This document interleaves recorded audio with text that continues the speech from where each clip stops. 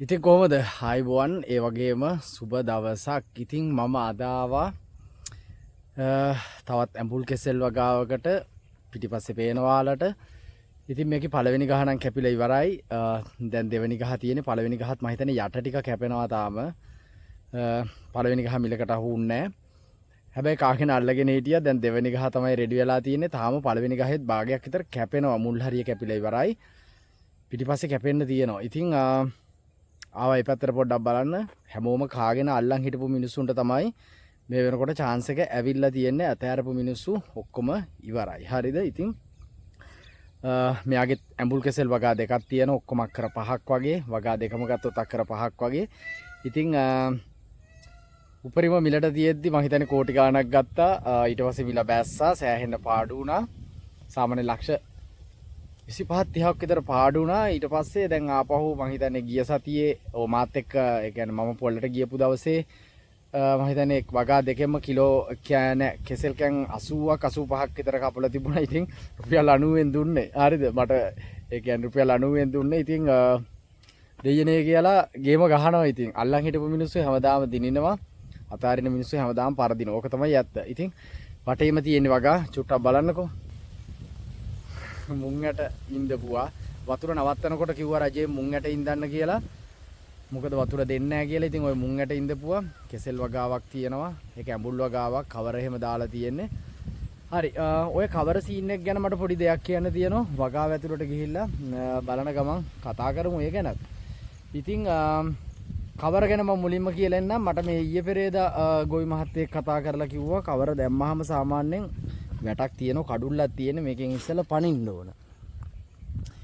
කවර දැම්මහම මේ කිලෝ 5ක් විතර වැඩි වෙනවලු. මම දන්නවා ලස්සන වෙන එක නම් සිද්ධ වෙනවා. බර වැඩි වෙන එක ගැන නම් මට අයිඩියාවක් තිබුණේ නැහැ. මෙලෝ අයිඩියාවක් තිබුණේ නැහැ. කොහොම හරි කිලෝ 5ක් විතර වැඩි වෙනවා කිව්වා. try කරලා බලන්න ඔයාලත්. ඔය ඒ ගැන පොඩි ඉන්ෆෝමේෂන් එකක් දුන්නේ. හරිද? සමහරක් කට්ටිය ඒ ගැන ගොවියෝ අපිට වැඩිය ඒ ගැන දැන උගත් මිනිස්සු ඉන්නවා. හරිද? ඒ කට්ටිය කියන ඒවා අපි අනිවාර්යෙන් අහන්න ඕන, පිළිපදින්න ඕන. ඉතින් බොරුවට කියන්නේ නැහැනේ දේවල්.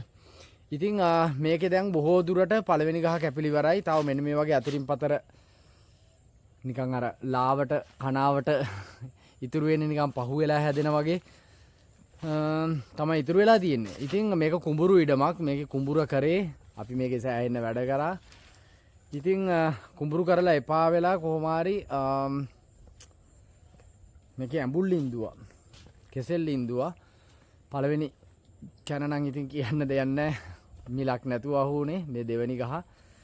ඉතින් දෙවෙනි ගහ සරුවට හැදිලා තියෙනවා පේනවනේ. සාත්තුව තමයි. මෙයත් මම වගේම තමයි. මාස දෙකමාරෙන් දෙකමාරට පෝර දානවා. දෙක වැඩිම වුණොත් 3 තමයි. ඉතින් මගේ යාළුවා හරිද අපි දෙන්න එකට ඉස්කෝලේ ගියේ. ඉතින් සාමාන්‍යයෙන් සමීර තමයි මට ගොඩක් දුරට මේ උපදෙස් දෙන්නේ. වගාවල මොකක් හරි වැරදියට යනවා නම් මොකද පුංචි කාලේ ඉඳන් මූ වගා කරා. ඉස්කෝලේ යම පැත්තකින් තියලා වගා කරා. ඉතින් අයියා ඉගෙන ගත්ත කැම්පස් ගියා. මං හිතන්නේ වගා කරලා අයියට ඉගෙන ගන්නත් සල්ලි වියදම් කරේ මෙයා තමයි වගාවල සල්ලි වලින්. ඉතින් ගොවියා කියන්නේ ඔයාලා හිතර වගේ මිනිස්සෙක් නෙවෙයි. හැමතැනම කෙහෙල් වගා තියෙන්නේ. මේවා නම් කුඹුරු කරන්නේ. ඉතින් ගොවියා කියන්නේ ඔයාලා හිතන වගේ මිනිස්සු. මං දෙන්නගේ කතන්දරේ කියන්නම් ලාවට වගේ. සමීර මට බනීද නැද්ද දන්නේ නැහැ. කොහොම වුණත් මේක සමීර මට බැන්නත් වැදගත් වෙන පිරිසක් ඉඳීවි. ඒ අයට කියන්නේ. ඉතින් අයියා දැන් සමීරගේ අයියා කොමස් කරේ දුමින්ද අයියා. ඉතින් අපිට වැඩි අවුරුද්දක් වැඩිමල්. අවුරුදු 2ක් වැඩිමල්. ඉතින් එයා දැන් බැංක් එක වැඩ කරන්නේ. හරිද? හැබැයි සමීරයි අයියයි තියලා බැලුවොත් අහසට පොළොව වගේ. හරිද?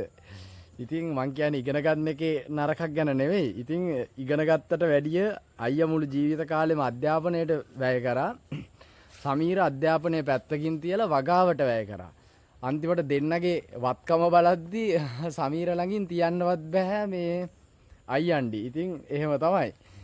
ඉතින් ඔන්න ඕකයි. අන්තිමට තට්ට පෑදෙනකම් ඉගෙන ගත්තා විතරයි ඉතින්. මේ මං කියන්නේ මේ අධ්‍යාපනය වැරදි කියනෝ නෙවෙයි. හරිද? මං කියන්නේ ඊට වැඩිය ගේමක් ගහන්න පුළුවන් කෘෂිකර්මයෙන් හරියට මීටරෙන් කරොත් ඉතින්. ඕක ලොකුවට හිතන්න එපා. ඉතින් කාණු පද්ධතිය එහෙම හොඳට දාලා තියෙනවා. පේනවනේ. මේවා වතුර හරවන ඉඩම්.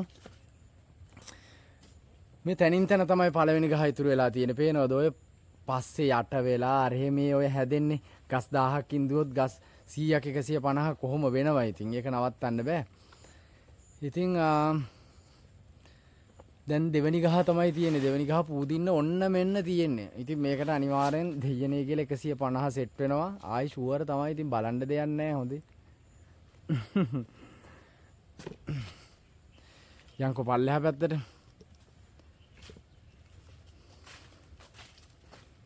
කුඹුරු ඉඩම් වල කරද්දී අනිවාර්යෙන් මෙන්න මේ කාණු දැමිල්ල නම් අනිවාර්යෙන් කරන්න ඕන. නැත්තම් නන්නත්තරයි. හරිද? මම නම් මෙහෙම කොටන් කෑලි තැන් තැන් වල දාන්නේ නැහැ. මේ සමීරත් මෙහෙම දාන්නේ නැහැ. මේ ඉතින් අර සමහරක් වෙලාවට මේ තියෙන වැඩත් එක්ක කපන්නේ පිට කට්ටිය. ඒ කියන්නේ කුලියට අරන් තමයි කෙසෙල් කපන්නේ. ඉතින් අර ඒ වෙනකොට ඒ කට්ටිය සාමාන්‍ය ඉතින් ගොඩක් සැලකිල්ලක් දක්වන්නේ නැහැ. මේ මුලින් ඉඳන්ම පරඬල් එහෙම තැන් තැන් වලට එකතු කරලා තියෙනවා. ඉතින් පොඩ්ඩක් අර කෙහෙල් කැන් කපද්දි තමයි චුට්ටක් එහෙම වෙලා තියෙන්නේ.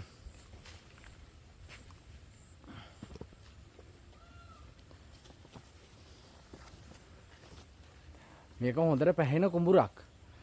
හොඳට පැහෙනවා මේකේ. අස්වැන්න හොඳට තියෙනවා. හැබැයි ඉතින් අර පහුගිය කාලේ මේ වී මිල නැතුව අනම්මනම් පොඩ්ඩක් තිබිච්ච නිසා සමීර කෙහෙල්ලින් දුවා. දැන් මාලිමා ආණ්ඩුව ආවට පස්සේනේ පොඩ්ඩක් වී වලට මේ කියන්නේ ඊට පස්සේ වගේනේ ඩිමාන්ඩ් එක ආවේ හාල් ගණන් ගිහිල්ලා අර මේ වෙලා. දැන් නම් ආයි වී මිල නෝමල් වෙලා තියෙන්නේ. හාලුත් ටික ටික නෝමල් වීගෙන එනවා. ඉතින් ඊට පස්සේ මේක කෙහෙල්ලින් දුවා. මේකේ කඳන් කැපුවෙත් අපිමයි. මම ඒක වීඩියෝ එකක් ඔයාලට දැම්මා. කඳන් කපනකොට පැල ඉඳලා කට් එක දාන එක වීඩියෝ එකක්. මේ වගාව යටම ඇති වීඩියෝ එක ඉස්සරයි දැන් තත්ත්වේ බලන්න ඉතින්.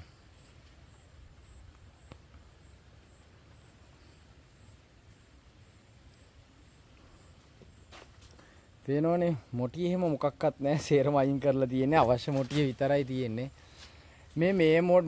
මේකෙන් එන මොටිය ජීවිතේට තියන්න එපා. හරිද? මේ කපපු කඳෙන් එන මොටිය මේ තියන්න එපා. තියලා වැඩක් නැහනේ. ඔයාලා මොටි තියන්න ඕන මේ ගහෙන්.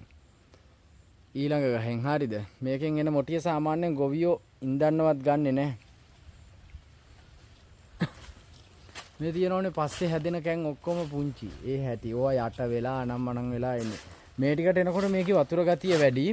උඩ කොටසේ බලන්න උඩ කොටසේ වෙනසයි මේ කොටසේ වෙනසයි. ඉඩම පල්ලේ මේ වතුර හරවන ඉඩම් වල තියෙන අවුල මෙන්න මේකයි. ඒ කියන්නේ පල්ලෙහාට එන්න වතුර ගතිය වැඩි වෙනවා. ඒතර වගාවට මුල් අදියරේ අවුලක් නැහැ. පස්සේ වගාවට ඒක ලොකු අවුලක් වෙනවා.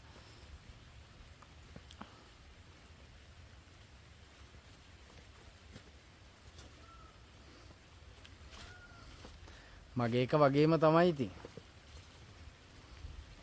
මේක නම් ගස් 2000ක් විතර තියෙනවා. අක්කර 2මාරක් මේක.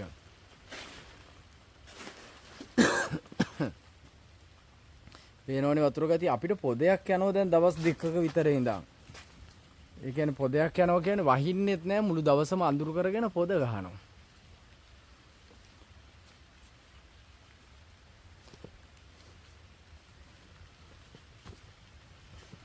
වගාවකට ඇවිල්ලා බලන්න ඕනේ ඉතින් කොච්චර ඒ කියන්නේ දැක්කහම වගාවකට ආවට පස්සේ කොච්චර හිතට දැනෙන ඒ කියන්නේ ෆිට් එක කියලා නිම කරන්න බෑ ඉතින්. ළමයි හදනවා වගේනේ. ළමයි හදන එක වෙනස් හරිද? ඒවනේ මං කිව්වේ. වගාවලත් ළමයි හදනවා කට්ටිය. ඉතින් මං කියන්නේ ළමයෙක් උස්මහත් කරනවා වගේ තමයි ඉතින්.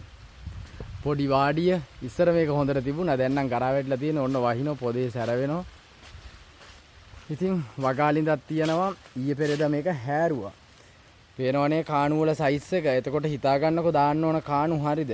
මේ නියරවල් එහෙම හොඳට කාණු දා ගන්න ඕන. නැත්නම් වතුර පාර බස්ස ගන්න බැරි වෙනවා. පේනවනේ මේ වගාලින්දක් තියෙනවා. මේක ඊයේ පෙරේදා හැරුවා. ගොඩ වෙලා තිබුණේ මේකෙන් තමයි වතුර ගැහුවේ මේ වගාවට. මොකද මාසෙයි දවස් 5ක් 6ක් වගේ දවස් 10ක් විතර වතුර නැතුව තිබුණා. මේකෙන් තමයි වතුර ගැහුවේ. වතුර ගහලා සම්පූර්ණයෙන්ම හිඳෙනකන් ගහලා මේ තියෙන්නේ හැරුව දැන් දවස් 3ක් 4ක් වගේ ඇති හාරලා. පේනවද මඩ කුට්ටිය? ඔය තියෙන්නේ මඩ කුට්ටිය.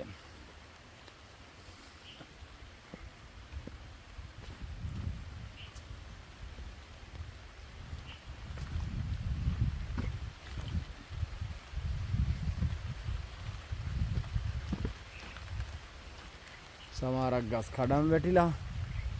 මෙන්න මේ ටිකේ තමයි පළවෙනි ගහ තාම ඉතුරු වෙලා තියෙන්නේ. පේනවද? මේ ටිකට වතුර වැඩි. මේ වගාවේ යටම ටිකනේ. යටම ටිකට වතුර වැඩි. මේවයි කුඹුරු වල කරන එකේ භයානකම තියෙන්නේ මේ හුළඟ තමයි. හුළඟ සෑහෙන්න සැරයි.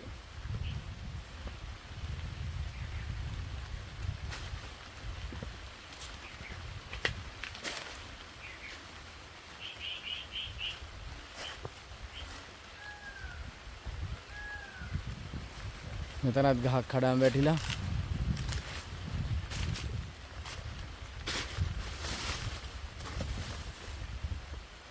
ඉතින් ඉඩම කෙලවරට ආවට පස්සේ වතුර පාර මේ පේනවනේ.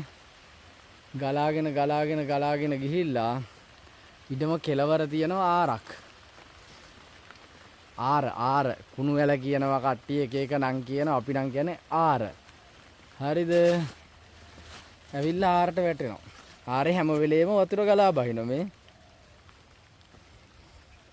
දැක්කද? මේ උඩින් එන වතුර ඔක්කොම ඇවිල්ලා වැටෙන තැන මෙතන. ඉතින් ඔන්න ඒ ඇඹුල් වගාව. මේවා ඉතින් සල්ලි තමයි. හරිද? ආය අහන්න දෙයක් නැහැ. ගෙඩි පිටින්ම මේ ගහත් සල්ලි, මේකෙන් එන අර ගහත් සල්ලි අහු වෙනෝ නියමෙටම. හරිද? එහෙම තමයි. කාගෙන අල්ලන් හිටියොත් දිනින්න පුළුවන්. ඇතෑරියොත් පරාදයි.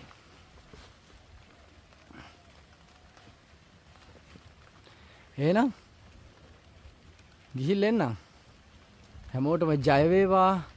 හැමෝම සතුටින් ඉන්න. ඒ වගේම මොනවා හරි කරන්න අතාරින්න එපා.